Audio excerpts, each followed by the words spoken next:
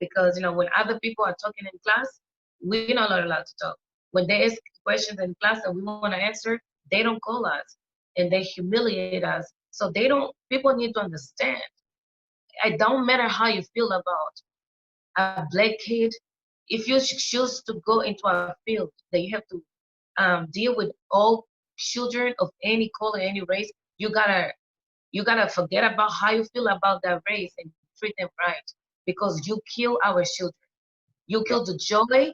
You steal their happiness, and you make our kids feel like they don't have a voice. And the problem in America, why a lot of kids today, they wear those baggy pants and they do all those crazy things.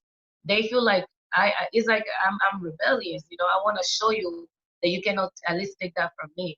And from the moment that we learn to teach other people with dignity and to value people, we will see less, because now people would not have to fight as hard just to say, okay, this is who I am.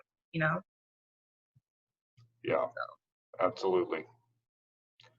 Um, Marcia, I don't have any more specific questions. You've covered everything I hoped we would get to talk about today. Is there anything else that's on your heart that you would like to share for my friends and family and acquaintances who may get to watch this?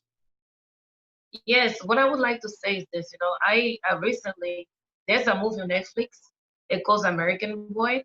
I really think it's important that people watch this movie. It's about a black woman, and her husband, it was an FBI agent, and they have a mulatto boy, and their son got killed. He got shot in the head.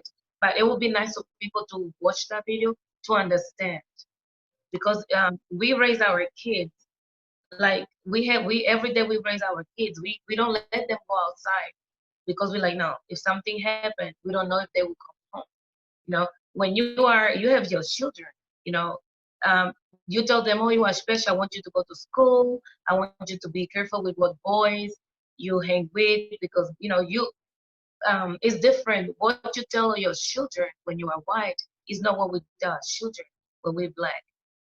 We have to constantly tell our kids, be careful if a cop stops you. You don't want to do too much. You don't want to move this way. You don't want to move that way. You're gonna. We have to explain and teach our kids like we are in a battlefield. It's like we're in a war. Oh, you cannot be yourself. You cannot do this. You cannot wear your hair a certain way. It's like we have to raise our kids in fear. You know, when you go somewhere, like for example, right? I like nice things. I like to travel. I like to go to resorts. I like to take our kids in a really nice restaurant to teach them good manners. And I will tell you, many times I see it. I think it got worse with the past 3 years. When you go to a really nice place, that people feel like we don't belong there because we are black, right? When you walk in, it's like all eyes on you, and our kids see that. And I remember yesterday, I was at the store with my daughter, and somewhere in desert Happy Valley, and people were leaving the stores, and the lady was like, "Oh, bye guys." When we were walking out, she didn't say anything to us. The people that were behind us were white as well. She's like, "Oh, bye guys, have a good day." I didn't say anything to my daughter, but in my mind, I was like, "How ignorant! I dare, I can believe she did that." I was upset, but I didn't say anything. And when we got to the car, she said, "Mom, did you see what she did?" And I said, "No, what did she do?" She said, she said hi, have a nice day to everybody. When she saw us passing by, she stayed quiet. And that happens so much with our children that is disgusting. And I really want everybody to start waking up more. And instead of just focusing, oh my God, those people are protesting and they are looters, they are breaking things. If it bothers you as much that people are breaking into the stores and destroying things, it should bother you more that children and mothers are losing their sons, their daughter, just because they're black. So if it doesn't bother you that somebody's dying just because of their color, but you are more worried about material things, you can always gain material things back, but you can never get your family member back. So we really need to start changing our mindset, because racism is a mindset. We Yeah, cannot change everybody's mindset because everybody has a choice to be who they want to be, but we can like at least acknowledge and say, you know what? Yeah, This is how we want to treat them. At least be honest with who you are, because I think a lot of people now are benefiting from the Black Lives Matter for business. It's like, no, for many years, Black people, we have been the income of many people. And it's like, no, we are not slaves anymore. And I think a lot of people very soon are going to break free from mind slavery, because physical slavery and mind slavery is not the same thing. Right. It's like an elephant. Elephant is one of the strongest animals in the world. You know, but when they are babies, they place a chain on them. So when on their leg, when they try to run somewhere, they can't. So they grow up thinking that the little chain is unbreakable. But when you see an elephant that is angry, it will destroy the whole city. So I think this is what's going on with us. A lot of people are so angry and so tired. People are tired of dying. So that's why people are just, letting their anger out in many ways. So I really think it's important that we start to acknowledge that, yes, there's a problem and it's wrong. Yeah. And the cops, cops are here. You're supposed to help people. Now, I don't like to call the police. The reason why I don't like to call the police, because if I call the police as a victim, I'm not going to be treated like a victim. I'm going to be treated like a criminal. And my father and my mother, they worked way too hard for me to be labeled as another criminal, you know. So this is just sad. So Yeah. Yes, it is. Would you be willing to email me the link to the video that you mentioned a few minutes ago? yeah. Oh, from the cop? Yeah. Yeah. Well, either that one, if you have it, or you mentioned the one about, I believe you said the FBI agent and their son. Was that Yeah. or what was that? It's a movie on Netflix, American Boy. American Boy. Yeah. Okay. I may post a link to that. A lot of people I know have Netflix, but if you're willing to, I can try to figure out how to blur out faces and things. But if you're willing to share the video of what happened to your family that night, I think that's a story that is worth telling visually, because again, it should uh, silence a lot of people who just automatically think, oh, there's no way that the police in my hometown would do something. So if you can find it, I would be interested in sharing that, and I will do things to make sure it doesn't reveal exactly what everybody looks like and that sort of thing, because I know it would not be a good reflection on anybody in that. But I don't want to.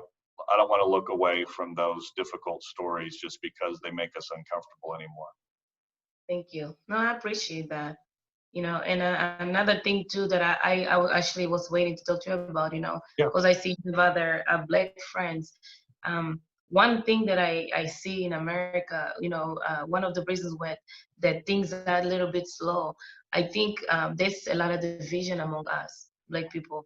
And I really, will watch that, really hope that people will take that serious, because some people get offended about it.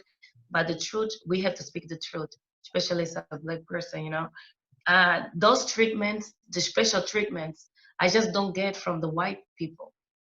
And those negative words, it's not just white people that say those things. Black people, we do it as well.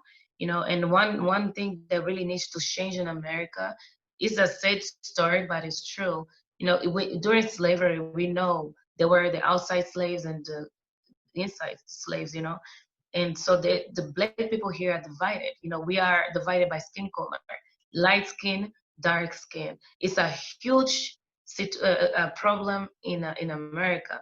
And also, the way the Black men speak of Black women in America needs to change, because we are the most, especially the Afro-American women, are the most unprotected women and need protection. When we watch the people in Middle Eastern, the Muslims, that always say, oh, they don't take care of their wives, the women, they are not free. Afro-American women are so oppressed. They are not free neither. They don't get nothing good. And then the good guys a lot of times go to jail for no reason. And sometimes the people they got were blessed, or lucky to get out of their poverty, out of the areas that were bad. When they come out, they don't want to be identified. They don't want to be connected with the people from those places instead of going there and make the change. So the way that Afro Americans see each other, the way that we African people and Latin people see the African American people has to change, because until we are all united and for one cause, no matter what happens, things will always maintain the same, because we are our worst enemies.